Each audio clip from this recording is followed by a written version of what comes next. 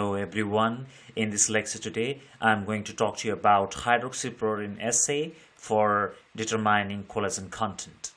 As you can see here in this picture, this is the structure of proline and this here is the structure of hydroxyproline. Proline is an amino acid that is proteinogenic, whereas hydroxyproline is an amino acid that is non-proteinogenic. So hydroxyproline is a non-proteinogenic amino acid. So then how hydroxyproline is used to determine the collagen content? Hydroxyproline is a major component of collagen where it serves to stabilize the helical structure.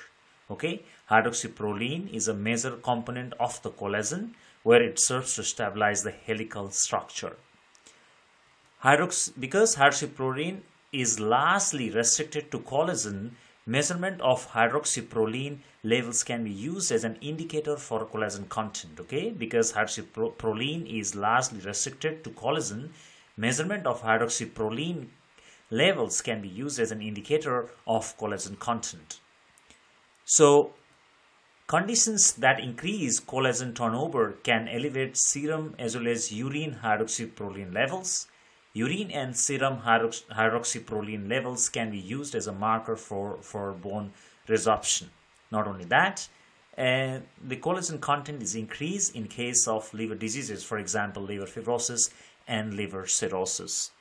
So then what is the principle of hydroxyproline assay?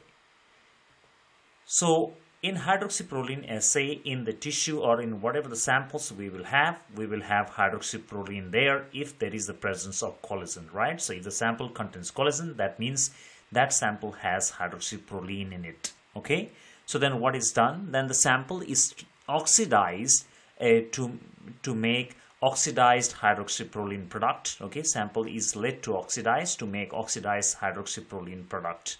And this oxidized hydroxyproline product is then reacted with a compound such as 4-dimethylamino-benzaldehyde.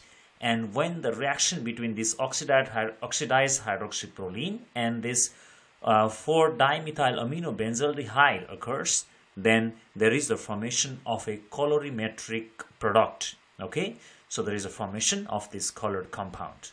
So then this colored compound, we can measure the absorbance of this colored compound at 560 nanometers. Okay, so then what is done is that the higher the value of this absorbance of this colorimetric compound, the higher the collagen content present in the sample. So this colorimetric compound, the more the value, for example 0.6, then the collagen will be higher, but if it is, let's say, 0.1, then the collagen content will be lower. So that means higher the value of colorimetric product shown by the reader, higher will be the collagen content.